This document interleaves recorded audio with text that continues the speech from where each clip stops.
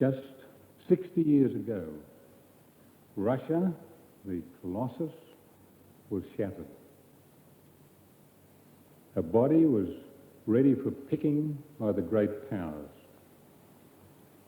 A small Bolshevik gang had got a toehold in the corner of the ruined country.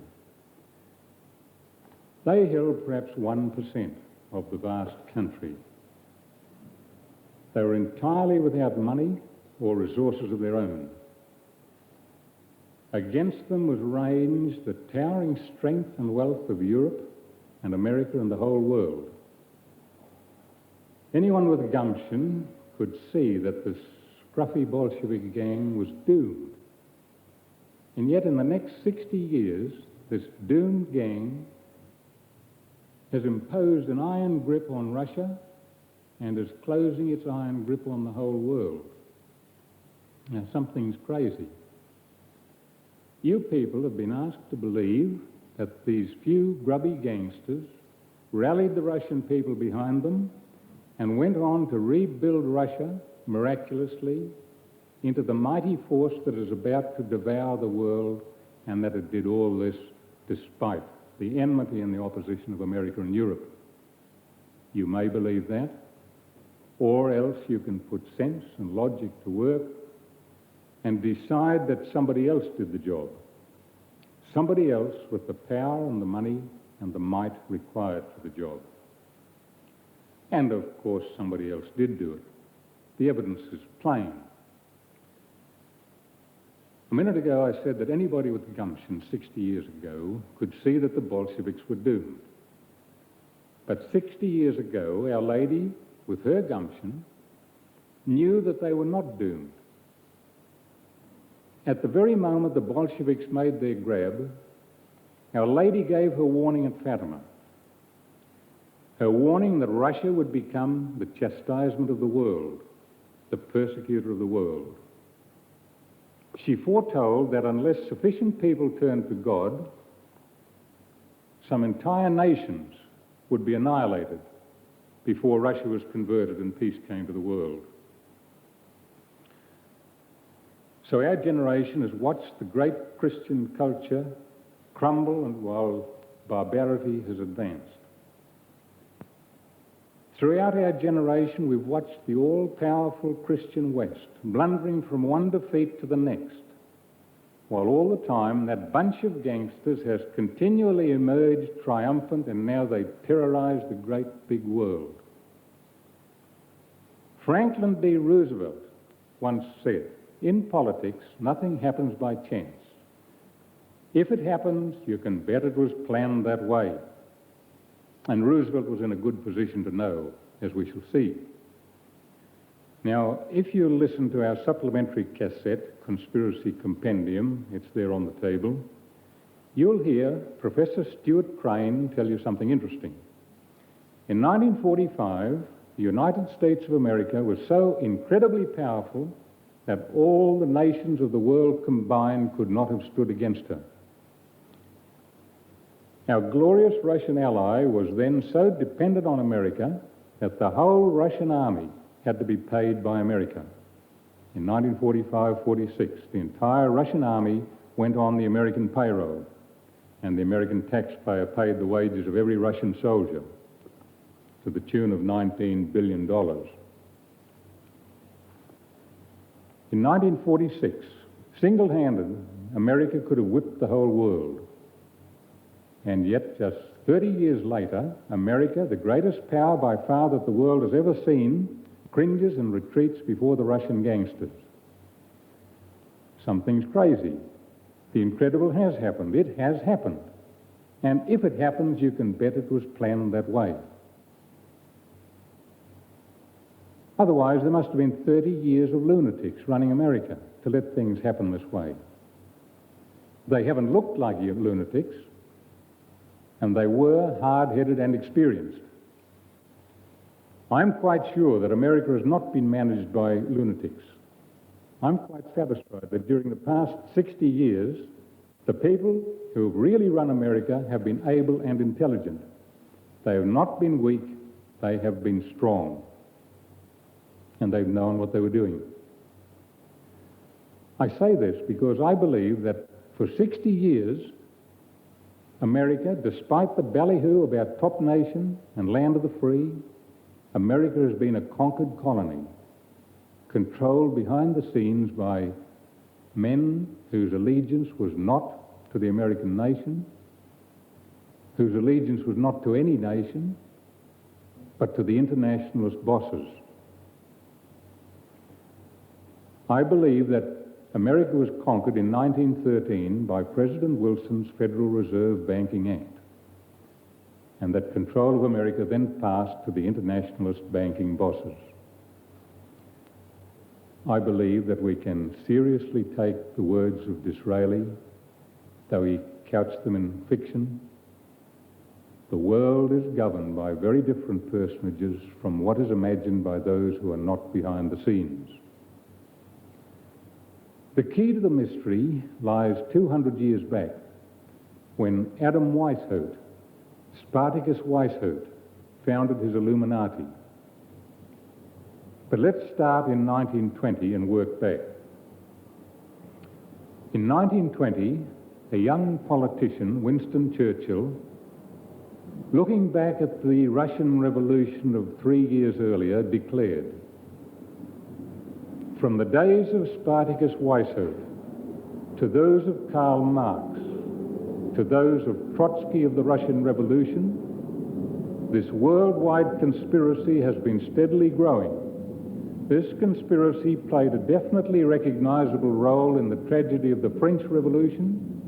This conspiracy has been the mainspring of every subversive movement during the 19th century, and now at last this band of extraordinary personalities have gripped the Russian people by the hair of their heads and have become practically the undisputed masters of that enormous empire." That was Winston Churchill in 1920. And at the end of the Russian Revolution, the conspirators did not call it a day, and they didn't go home to conspire no more. Their goal was now close, and it's such a simple goal: to control the whole world and everything that's in it, body and soul. Churchill could see a line from the Russian Revolution running back through Karl Marx and every revolution back to the French Revolution and to a character he called Spartacus Weishaupt. And look at the beginning of it. 2 centuries ago in Germany, a Jewish money-lending business had passed from father to son. The insignia over the premises was a red shield. In German, red shield is Rothschild. The son looked at the red shield and he decided to adopt it as the family name, Rothschild, and thus the House of Rothschild came into being.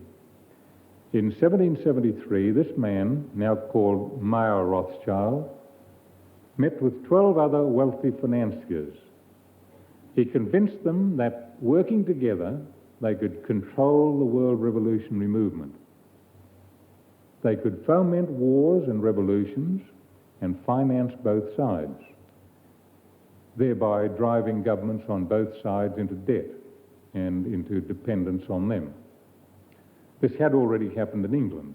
The international moneylenders had used their power to remove the Stuarts and to put William Shadowelder of Orange on the English throne in 1689 as King William III. In return, the new king had given the moneylenders, whose identities were kept secret, a charter to set up the Bank of England. It looked like the Bank of the Nation, but it was privately owned by an anonymous group of international moneymen. And the new king had given them a fountain of gold and also enormous power over England. The maxim is always this: give me control of the money and I care not who makes the laws. So in 1773, Mayer Rothschild and the 12 others considered what they could do, first with control of the money of France and then the money of the world. They hired Adam Weishaupt, born a Jew who became a Catholic, and who became Professor of Canon Law at the University of Ingolstadt in Germany. He later apostatized, and I think he became a Luciferian. They hired Weishaupt to work out a plan.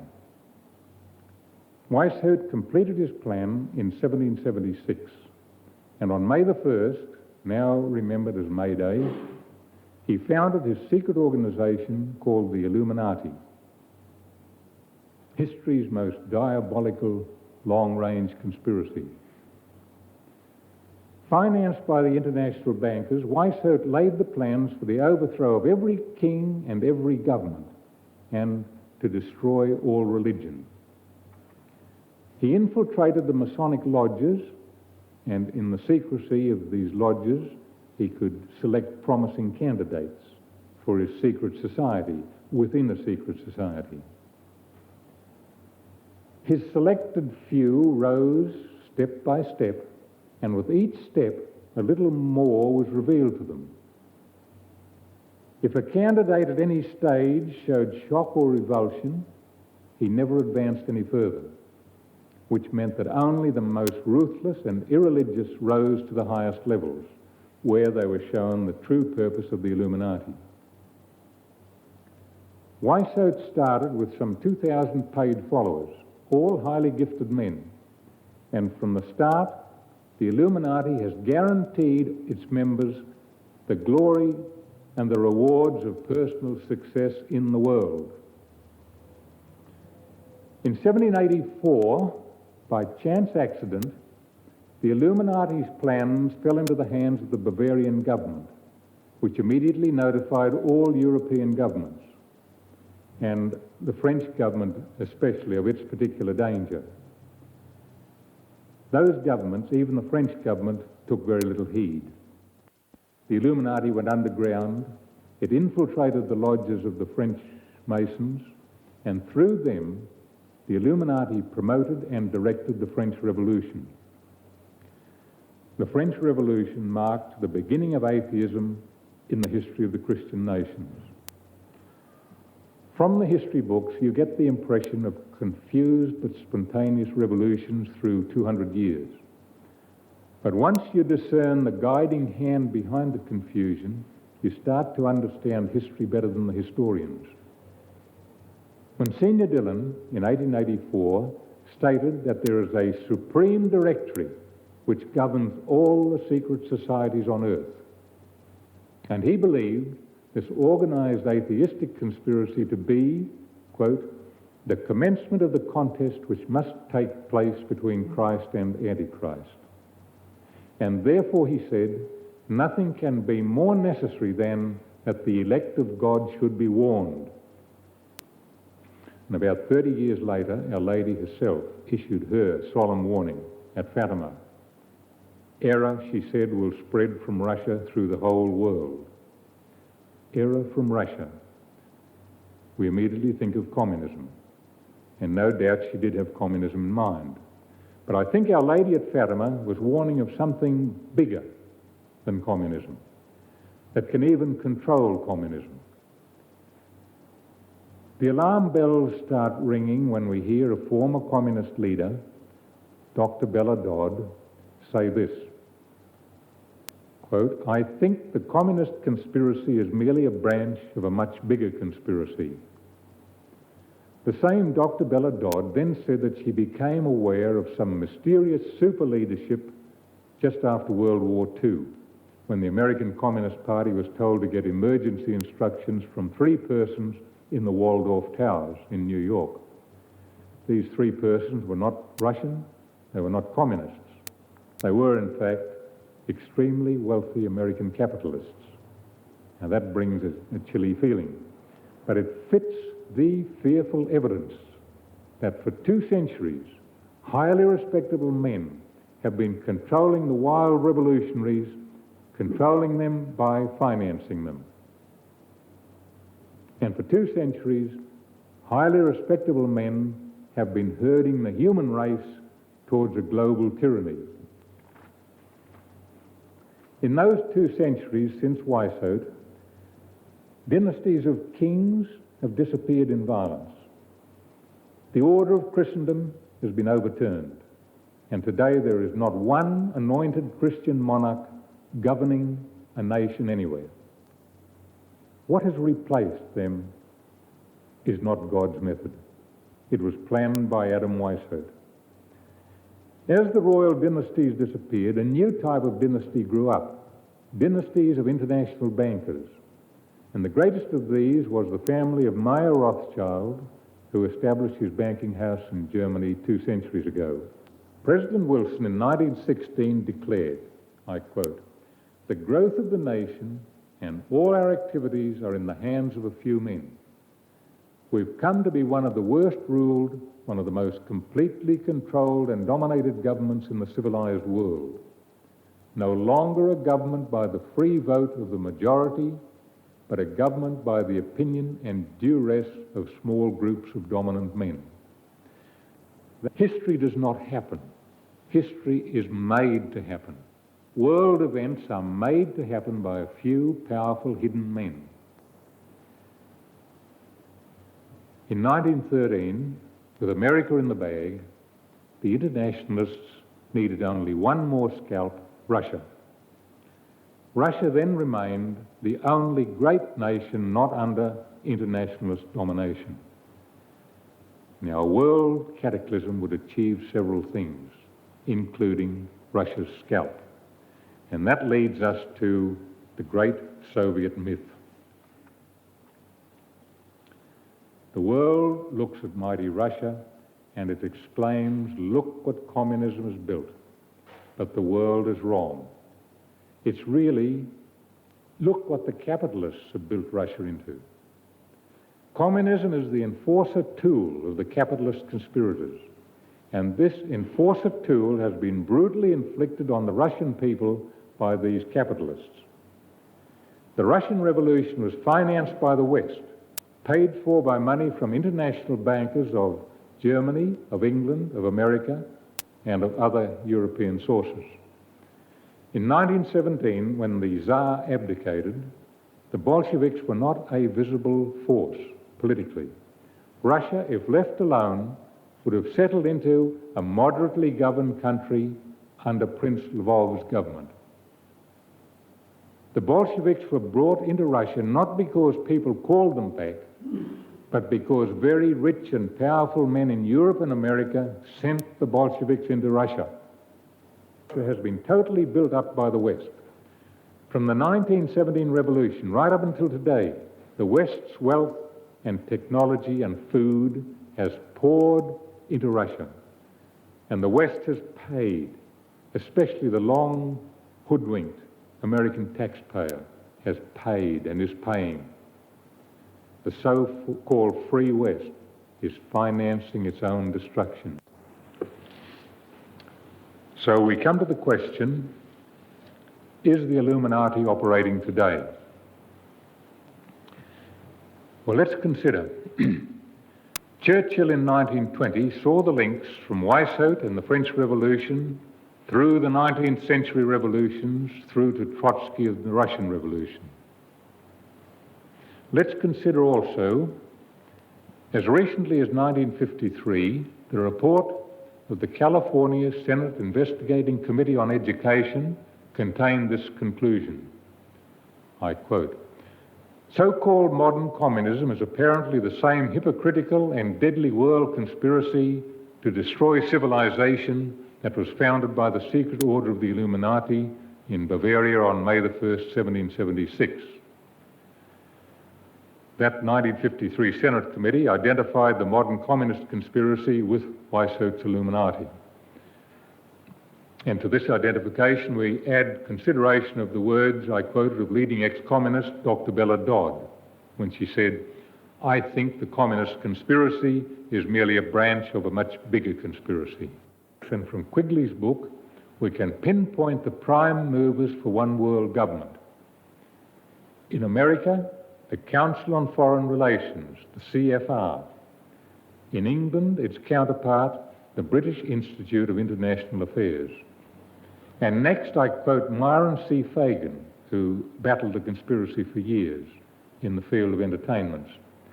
In his double cassette recording, the Illuminati CFR conspiracy, Fagan says bluntly that the Council on Foreign Relations, the CFR, is the Illuminati in America today, and that some of its members are descendants of the original Illuminati. Take heed of Fabian socialism. Its end aim is the same as communism. The Fabian socialist is respectable. He is acceptable in governments of our so-called democracies. But Fabian socialism is the respectable twin brother of communism, acceptable in places where communism is not acceptable. They are the two arms of the same operation. If you link publicly the two arms, like McCarthy did, you get clouded. And if you don't link the two arms, in the words of Professor Crane, you're wasting your time. The end aim is now clear: to turn the United Nations into a fully fledged world government in which America, Europe, Russia, and all of us would merge with our national identity ruled by the insiders. But before America can be merged, they must first make America, the American people, must accept the idea of central home government in America. But how? How can you impose big government, then world government on a free people? It's simple. It's called the tactic of pressure from below and pressure from above. Jerry Kirk, a former communist who acted for the FBI, explains the strategy of pressure from below. He says you create frightening conditions inside the nation. Make people so frightened by the violence all around them that they throw up their hands and call on the government. Federal government, do something. And the only choice open will be martial law. That is pressure from below. Given enough anarchy and violence in the streets, people will accept a police state at home to protect them from crime. Now, what of pressure from above? Here, you create menacing conditions abroad. You raise the spectre of an enemy, armed to the teeth with superior weapons, an enemy on the verge of launching a nuclear holocaust. Then, people will consent to world government to avoid the Holocaust, will accept world government as the price of peace. So, here we are at the end of our first section, and we come back in the circle to that question: who is the Illuminati today? On the evidence, it seems reasonable to accept Myron C. Fagan's dictum that the CFR is the Illuminati in America today. But let's not oversimplify. Let's note Commander Carr's statement that international Zionism is also influenced by the Illuminati. And let's note a further thought given us by Robert Benson in a supplement to Replica. Benson suggests that there are two world projects working together for global government. That there's the CFR project and the Zionist project. And he says that the Zionist project seems to be secretly exploiting the CFR machinery. But we see a tangled web involving CFR and international Zionism. And we see a supreme directive lodged in the very pinnacle of Freemasonry, above even the 32nd and 33rd degrees. There are books and there are experts who will tell you about this much better than I can. My only excuse for worrying you tonight is that I can add something that you don't usually get elsewhere, namely the spiritual context of it all. I can show you the one and only weapon left, the spiritual weapon given by Our Lady at Fatima for this very situation. Weishaupt's blueprint was a plan to overthrow all governments, to destroy all religions, to abolish private property, and finally to rule the world. And when this gang finally holds the world in its grasp, the churches will get no mercy, especially their greatest foe, the Catholic Church. Now, these plotters have long realised that the Pope, the Vicar of Christ, is the linchpin of the unity of the Church. Our Lady at Fatima said that the Pope will have much to suffer. Now, which Pope and what sort of suffering? Well, there is opinion that it's our present Pope, and it's both mental and physical suffering. And we see an example of the Pope's private persecution in a recent campaign to discredit him and split the Church by widespread stories that several of his cardinals and staff have joined Freemasonry. And this brings to mind Lenin's famous advice, always accuse your enemy of what you yourself are. Happily, I can assure you that these stories are wrong. There's a full account of the diabolical scheme which started these stories, and it's in the editorial of the latest Catholic Priests Association newsletter from England. The Catholic Church and its Pope are the prime targets of the conspiracy because this is a showdown. These fellows are not fooling around. Lucy, who spoke with Our Lady at Fatima, has said that Our Lady has affirmed that the devil has begun a decisive battle. And Our Lady at Fatima implied that much of the world will lose the faith when she said, "In Portugal, the dogma of the faith will be always kept." We look at the world and we look at the Church, and we know that we're living in a terrible age.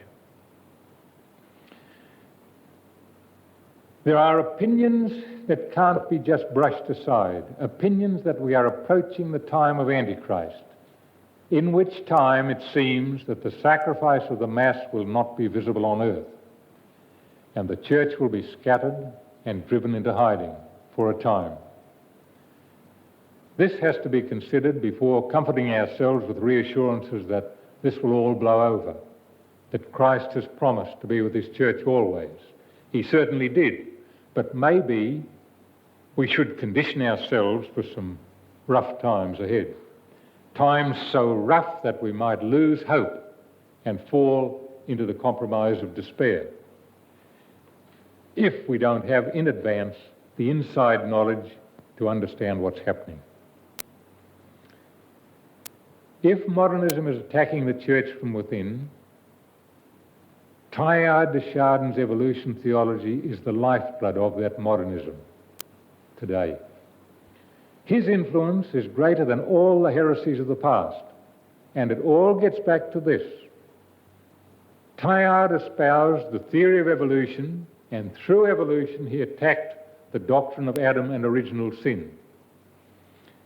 If Lucifer could select but one doctrine to attack, one doctrine by which to bring down the structure of Christianity, he would undoubtedly select the doctrine of Adam and original sin. Original sin is central to Christianity. Christianity is a religion of redemption, redemption from original sin, or else it's nothing. If original sin is not a fact, then the Church has no message and has no function. Attack original sin and you attack the heart of Christianity. And there's only one weapon for such attack, the idea that beasts evolved into men. Well, now, this is really the point of departure from the faith. Pope St. Pius X pinpointed the point of departure from the faith as denial of original sin. When original sin goes out, baptism loses meaning. So does redemption, because redemption is redemption from original sin. And what of Christ? Christ, the Redeemer, redeeming us from what? Then without original sin, what do we make of the Immaculate Conception? And the virgin birth of Christ is now challenged through evolution. Evolution demands naturalism. Supernaturalism is out. So, under Teilhard de Chardin's evolution theology, all the dogmas are going out. Karl Marx insisted, and Teilhard de Chardin also insisted, that there is no distinction between matter and spirit. Therefore, there is no spirit world. Karl Marx said, God is the soul of the universe. God evolves with the universe and with humanity. Marx says God is only human thought evolving. Man is God, says Marx. Now, note what Teilhard de Chardin says. Teilhard looked into the future and he said that our future evolution will be evolution of the brain, evolution of the mind, evolution of thinking consciousness, until one fine day all mankind will become unified into one collective consciousness. All mankind will fuse into one universal supermind. And when that happens, says Teilhard, we will have arrived at the omega point. And the omega point is God, says Teilhard. Teilhard is saying that mankind fully evolved is somehow God. Man is God. Teilhard de Chardin, like Karl Marx, has deified man. And this is what is penetrating into the Catholic Church, even though it's been condemned by the Church. And this Teilhardism is getting into catechetics, and it's being absorbed by children who wouldn't even know whether Teilhard de Chardin is a perfume or a racehorse. It's small wonder that many youngsters are graduating not as fortified Catholics, but as humanist Christians. We pick up our next clue from a well-known French figure, Jacques Mitterrand. Mitterrand told the Masonic Assembly, and I quote, "Listen carefully," he said. "One day an authentic scholar rose among them, among the Catholics, Teilhard de Chardin. Without being aware of it, perhaps, he committed the sin of Satan, of which Rome so often accuses us, Masons. In his theory, he gives man the primacy." And Mitterrand added, "Thus, Teilhard has deified man, and adoring man, he could not adore God." There's your clue.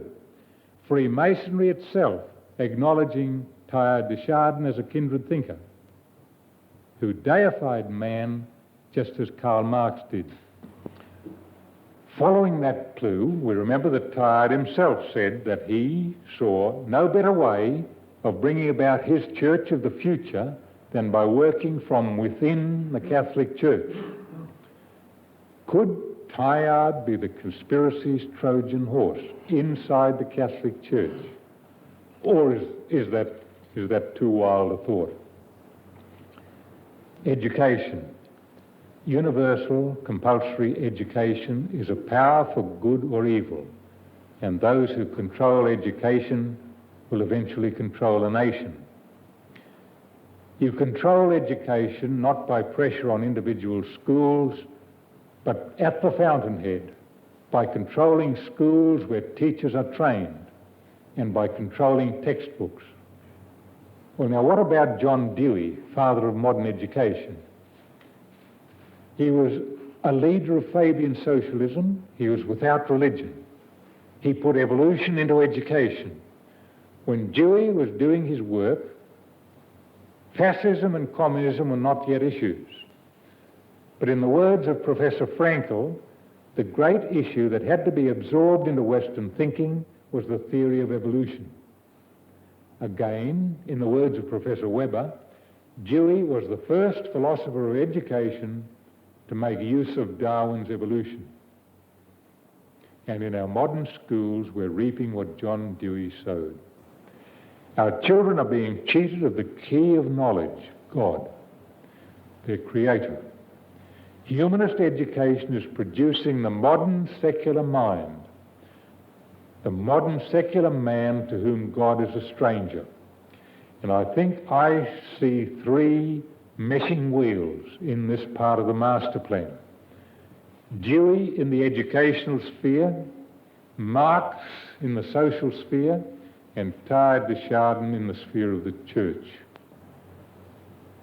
If Christ's church and the Christian culture are under mortal attack, if the devil has begun a decisive battle, we should expect counteraction from heaven. Our Lady began her counteraction in 1830, the year that Adam Weishaupt died, the year after the Illuminati formed that new group called communism. In 1830, Our Lady intervened in Paris at Rue du Bac. She appeared to Catherine Laboure. She told Catherine many things. She said that the French throne would be overturned. And 8 days later, a revolution began. Charles X was thrown out. And Our Lady told Catherine, "Little do you know what you've lost."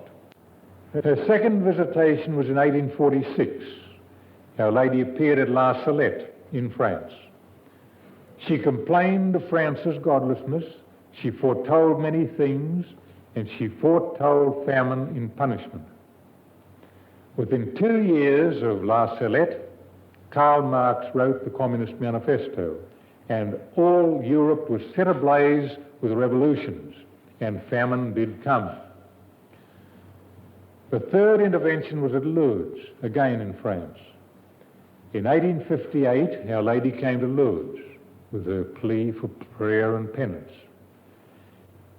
1858, Lourdes. 1859, Darwin published his Origin of Species. The fourth visitation was in 1871. Our Lady came yet again to France, when France lay prostrate before the victorious German army. In 1871, Our Lady appeared to 2 farm boys at Pontmain. She told them, "Pray, God will hear you. My son allows himself to be moved by compassion." The German army halted, inexplicably halted. German troops were rumouring that a Madonna had stopped their advance. Within 2 weeks, an armistice was signed and France was spared. But the French communists felt that this was their moment. There were big communist uprisings, especially in Paris. And this began the era of horrors, the 67-day reign of the communists in Paris. And the communists nearly prevailed. The next visitation was to Ireland in 1879 at the village of Knock, Knock. A silent tableau was seen on the wall of a church at sunset. It was seen by many people who stood in rain to watch it. Our Lady was at the centre. On her right was St. Joseph. On her left, St. John, holding the book of the Apocalypse. There was an altar as described in the Apocalypse, and on the altar, the divine Lamb, whose blood was gushing into a golden chalice. No words were spoken, so what did it all signify? Stephen Breen, in his book Recent Apparitions, has said that Knock signified our entry into the apocalyptic age. Then came the fifth visitation, the climax at Fatima in Portugal in 1917. While Lenin and Trotsky moved in for the communist takeover of Russia, Our Lady came to Fatima. She came with an ultimatum from heaven. Stop offending God, who is already too much offended. Do the prayer and penance I ask, and this will bring peace. But she said, if men ignore this ultimatum, then Russia will spread error through the whole world, promoting wars and persecutions against the faith. The good will be martyred, the Holy Father will have much to suffer, and several entire nations will be annihilated. After the secret words, she went on, the outlook is therefore gloomy, but there is a ray of hope. In the end, my Immaculate Heart will finally triumph. The Holy Father will consecrate Russia to me. Russia will be converted, and a period of peace will be granted to the world. In Portugal, the dogma of the faith will be always kept. And God placed his divine seal on Fatima by the great public miracle of the sun. One man who came to scoff was the editor of the big Lisbon newspaper. Only yesterday, his newspaper had ridiculed Fatima. He came and he saw the miracle, And he humbly went back and published in his newspaper a magnificent editorial of praise. The miracle of Fatima is unique. It's the only miracle in history that was announced in advance for a prescribed time and a prescribed place to prove the truth of something. If sufficient numbers of people, even at this late hour, turn sincerely to Fatima, the cataclysms will be avoided. They're conditional. They need not happen. But I suppose the indications are that not enough people are going to turn to Fatima. In fact, the people never hear about it. But suppose the cataclysms do happen, then the important point becomes this. Knowledge of Fatima will provide the comfort of knowing that this is not blind history happening, that this is all under divine control. Fatima will show us how to live under the tyranny and perhaps how to die under it, because Fatima is concerned with souls. Fatima is concerned with the salvation of souls far more than whether several entire nations are annihilated. The tyranny, if it comes, will be satanic, but we've been assured that Satan has no real power over those who are consecrated to Our Lady. Fatima has an apocalyptic ring. You notice the magnitude of the words. Error will spread from Russia through the whole world. The whole world. A war of unprecedented vastness, and famine and persecution, great suffering for the Pope, several entire nations annihilated, then words so secret they couldn't be published.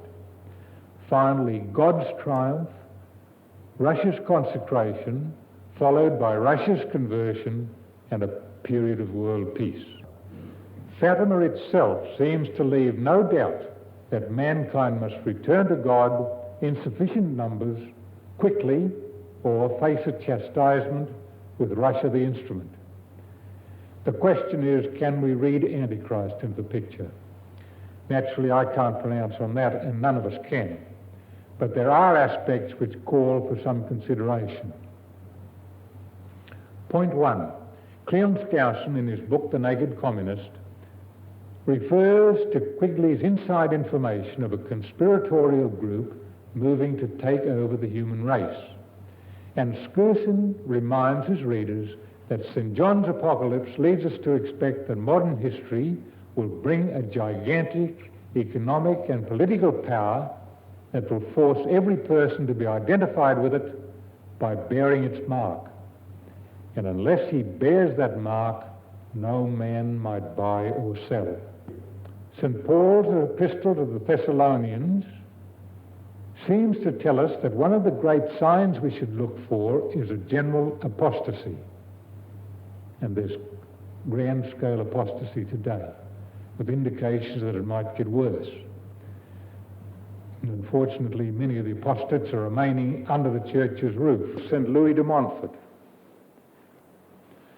St. Louis wrote that Mary must be terrible to the devil and his crew, principally in these latter times, because the devil, knowing that he has but little time, and now less time than ever to destroy souls, will every day redouble his efforts.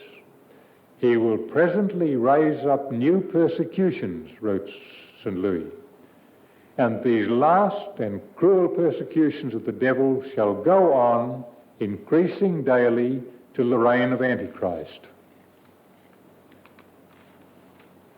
We can read about Antichrist in St. John's Apocalypse, also in the book of Daniel, and in St. Paul's second epistle to the Thessalonians.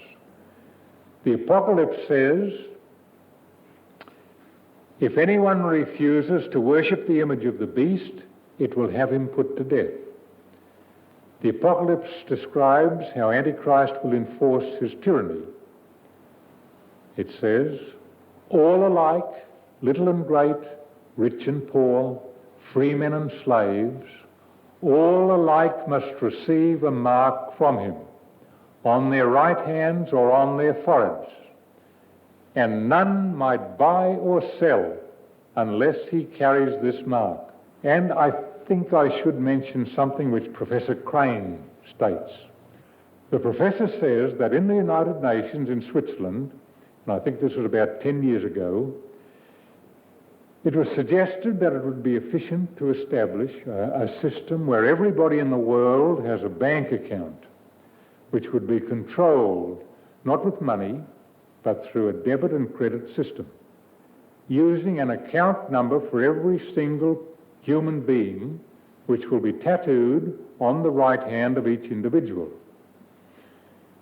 And Professor Crane says, when a member of the delegation from France asked what happens to those people who object to the tattooing of the number on the back of their hand, he was told that those people would liquidate themselves by that refusal, for they could neither buy nor sell.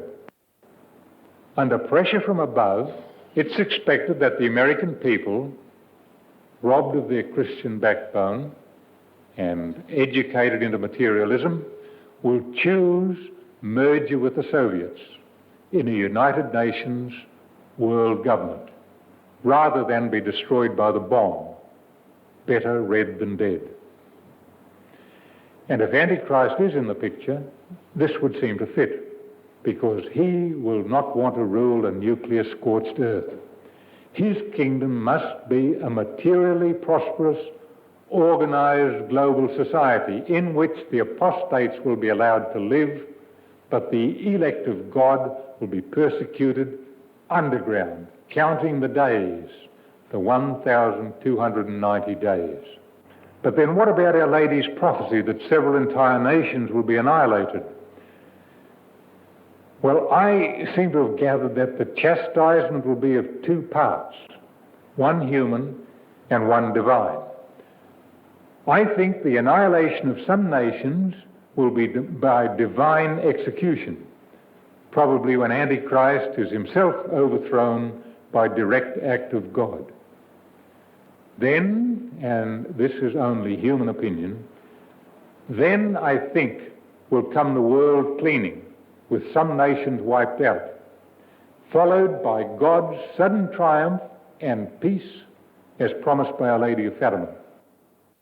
That Fatima was more than a private revelation. It was God's message to a rebellious world through his special prophet, who is more than a prophet. She was confronting something bigger than communism. She was confronting her specially assigned enemy, Lucifer, and Lucifer's forces. If we suppose that she confronts Antichrist, then we marvel that she could offer us so simple a formula for averting his domination. Even today, at this late stage, on her word, all that's required is a sufficient number of people doing her Fatima formula, and the terrible things would be stopped in their tracks. But 5% is probably an overestimation of the percentage of Catholics who are dedicated to Fatima. The stigmatic Padre Pio stated that when there are as many Fatima devotees as there are communist devotees, there will be peace. But clearly the sufficient numbers will not be forthcoming yet. Most Catholics do nothing about Fatima. They know nothing about Fatima, and many regard it as odd to talk about Fatima too much. So the world grows worse. Our Lord himself is alleged to have said at Heed in Germany, mankind is worse than before the deluge. Mankind is suffocating in sin. Evil is advancing, morality is withering, Satanism is flourishing. The real Satanists fully believe that Jesus Christ is bodily present in the Catholic Eucharist, and they hate what they believe. So they procure Catholic consecrated hosts, which they desecrate in black masses. This world crisis is on a supernatural level. It is total evil versus total good. Our church is in crisis. The smoke of Satan has entered the church. The question that comes to mind must be, what can we do? The answer, humanly speaking and politically speaking, is, I don't think we can do much. The answer comes only when we see the problem in a purely spiritual framework. And the specific answer, delivered straight from heaven to earth, is the Fatima formula, which very, very briefly means daily rosary, consecration to Our Lady, particularly through the brown scapular, the special penance of daily duty, doing our daily duty, whatever the sacrifices involved, and the extra one, where possible, First Saturday Communion of Reparation. Though they may have beaten us militarily and politically, they're no match for the spiritual weapon. Brazil in 1964 showed this. Brazil's position was hopeless. The president was communist. He'd filled all the key positions with communists. The communist forces were poised for the final walkover. Che Guevara was boasting that Brazil was already taken. But Brazilian people were steeped in Fatima, and they prayed. Nobody can explain in human terms what happened next. The communists just seemed to melt away. There was no natural explanation for Brazil's war won without bloodshed. Most military, civil, and church leaders acknowledged that it was a special favour from the Blessed Virgin because of Brazilian rosaries, especially the family rosary. Austria was freed from Russia by the family rosary. The Russian bear has never let go of anything it's grabbed, except Austria. In 1955, to the world's amazement, Russia marched out of Austria. But Teresa Newman, the mystic and stigmatic, before she died, said that Austria was set free because 10% of the people were saying the family rosary. So the point and purpose of my talk tonight leads to something simple. My suggestion that you make a project of learning about Fatima. I know that some of you know more about Fatima and do more about Fatima than I know or do. But you good people may perhaps see Fatima against a more momentous background. The theory of evolution has imposed on our generation a philosophy whose purpose is to de-God the world and to de-supernaturalize the church. So we must debunk evolution, and debunk evolution we must, for our children's sake. If we get evolution out, then modernism goes out too, because modernism is Rosemary's baby of evolution. Get evolution out and the supernatural floods in. Then God's word can be believed in and Christ's miracles can be believed in again. Get evolution out and no longer will miracles be scorned. Then youthful minds can accept the miracle of Fatima and everything that Fatima confirmed, which is the whole old Catholic faith in detail. Fatima offered us the one means of avoiding the chastisement, and perhaps we Catholics have finally fumbled it. But if the chastisement comes, and if we see Christianity overturned worldwide, knowledge of Fatima will strengthen us in those dark days, with the knowledge that this is not the end. And my final word is this: as the world crisis deepens, as the church enters its tribulation, our children have a sacred right to know about Fatima, and we have a sacred duty to inform them.